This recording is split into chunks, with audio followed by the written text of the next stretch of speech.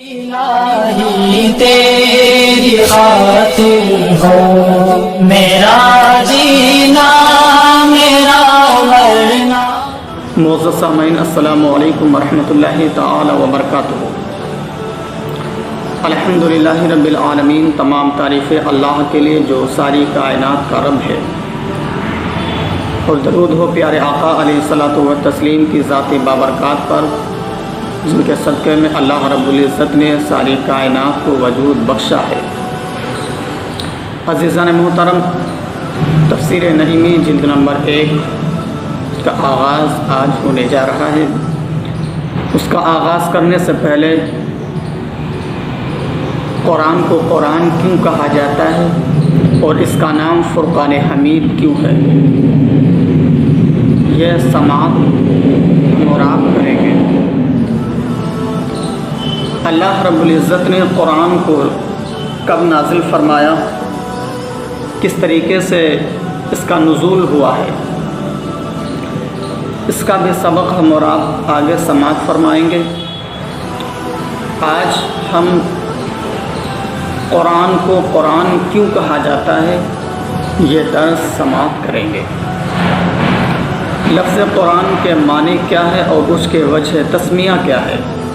لفظ قرآن یا تو قرآن سے بنا ہے یا قراءتن سے یا قرن سے۔ تفسیر کبیر پارہ نمبر 2 میں ہے کہ قرآن کے معنی جمع ہونے کے، اب قرآن کو قرآن اس لیے کہتے ہیں کہ یہ بھی سارے اولین و آخرین کا علموں کا مجموعہ ہے۔ دین و دنیا کا کوئی ایسا علم نہیں جو قرآن پاک میں اللہ رب العزت نے موجود نہ فرمایا ہو۔ اس لیے اللہ رب العزت نے ارشاد فرمایا کہ نزلنا علیک الکتاب تبیانا لکل شیء، اور یہ قرآن پاک تمام بکھرے ہوں کو ایک جگہ پہ جمع کر دیتا ہے، اس لیے اس کو قرآن کہتے ہیں۔ جس طریقے سے ہندی، سندھی، عربی، اجمی بہت سارے لوگ الگ الگ ملکوں میں الگ لباس ہے، لیکن جیسے ہی یہ صاحب ایمان ہوئے، قرآن پاک نے ان سب کا نام مسلمان رکھ دیا۔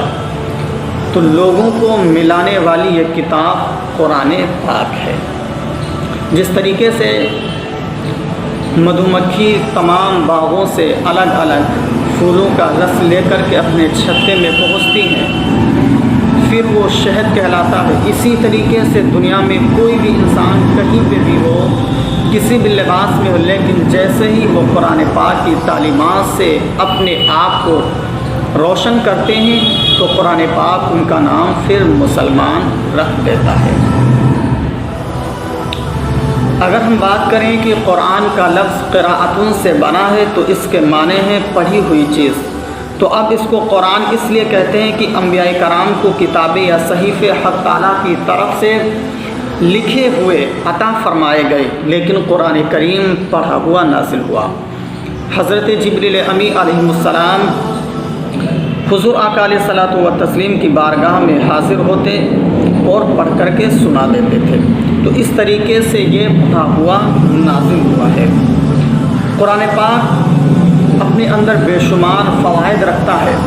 اب قرآن پاک کو فرقان حمید ہم اور آپ کس لیے کہتے ہیں، آئیے دیکھتے ہیں کہ لفظ فرقان کس لفظ سے بنا ہے۔ تو لفظ فرقان فرقوں سے بنا ہے، جس کے معنی ہوتے ہیں فرق کرنے والی کتاب۔ تو عزیزان محترم، قرآن پاک کو فرقان حمید اس لیے کہا جاتا ہے کہ یہ بندوں کے اندر فرق پیدا کر رہی ہے۔ جس طریقے سے دنیا میں بے شمار چیزوں میں فرق کیا جاتا ہے، اسی طریقے سے قرآن پاک نے ہر ایک چیز میں فرق بیان فرما دیا کہ ایمان کیا ہے، اسلام کیا ہے، سچ اور جھوٹ کیا ہے۔ ہر ایک چیز میں فرق بیان فرما دیا اور باطل کو قرآن پاک نے مٹا دیا۔ جس طریقے سے کسان بہت سارے جگہوں پر وہ بیج کو ڈالتا ہے، کسی کو یہ خبر نہیں ہوتی ہے کہ اس نے بیج ڈالا ہے اور کون سا کہاں پر ہے، لیکن جب بارش ہوتی ہے تو ہر ایک بیج زمین کو چیر کر کے باہر نکل کر ایک پودے کی شکل میں ہم اور آپ کو نظر آتا ہے۔ تو اسی طریقے سے قرآن پاک بارش کی طرح ہے۔ اللہ نے بہت سارے انسانوں کو پیدا فرمایا تھا، ہر ایک کے سینے میں، کسی کے سینے میں ایمان کا بیج، کسی کے سینے میں کفر کا بیج تھا، کسی کے سینے میں سعادت کا، کسی کے سینے میں شقاوت کا۔ تو جب قرآن پاک نازل ہوا تو اس قرآن پاک نے فرق بیان کر دیا کہ کون صاحب ایمان ہے، کون کفر پہ مرنے والا ہے، کیونکہ نزول قرآن سے پہلے حضرت سیدنا صدیق اکبر رضی اللہ تعالی عنہ میں اور ابو جہل و ابو لہب میں بظاہر تو کوئی فرق نظر نہیں آتا تھا، سب لوگ انہیں اہل مکہ ہی کہتے تھے، لیکن جیسے ہی قرآن پاک کا نزول ہوا ہے سب نے فرق پتہ چل گیا کہ قرآن پاک کس کس کے سینے میں محفوظ ہوا ہے اور اس کا فیضان کس کس کو ملا ہے۔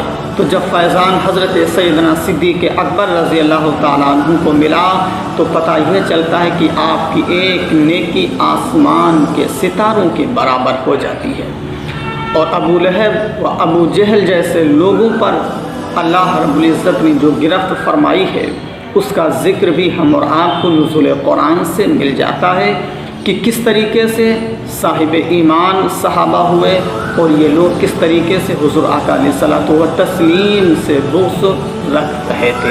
تو قرآن پاک نازل و عزیزان محترم اس نے کفر اور ایمان میں فرق پیدا کر دیا۔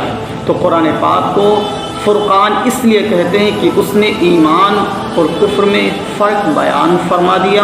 وَقُلْ جَاءَ الْحَقُّ وَزَهَقَ الْبَاطِلُ إِنَّ الْبَاطِلَ كَانَ زَهُوقًا، حق آ گیا اور باطل مٹ گیا اور باطل کو مٹنا ہی ہے۔ تو عزیزان محترم آج یہ سبق نمبر 1 قرآن اور فرقان کے لفظ پہ ہے۔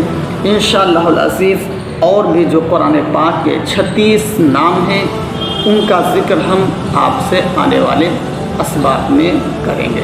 اللہ رب العزت کی بارگاہ میں دعا ہے کہ مالک و مولا تمامی سامعین کی حاضری کو قبول فرمائے اور قرآن پاک کے فیضان سے سبوں کے گھروں کو اللہ تبارک و تعالیٰ ارضی اور سمائی بلاؤں سے محفوظ و معمول فرمائے۔ وما توفیقی الا باللہ۔ السلام علیکم ورحمۃ اللہ۔